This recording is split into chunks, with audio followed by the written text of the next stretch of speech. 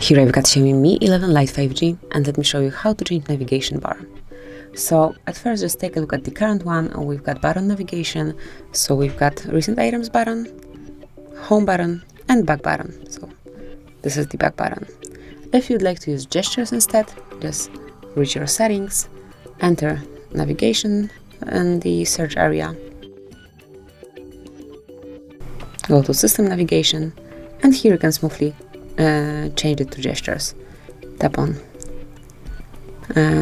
not now. You can also go with the tutorial, but basically all you need to know is to quickly slide up to go to your home screen, then to go back, just slide from right to left or from left to right, and to open all the running apps, just slide up and hold it for a while, just like this.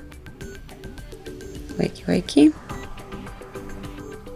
Not like this.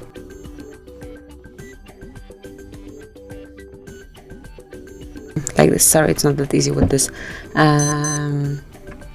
track. And then just this is how it works. So slide from right to left to go back, slide up to go back to your home screen, and slide up and hold to see all running apps. And this is it. That would be all. Thank you for watching. Please subscribe our channel and leave the thumbs up.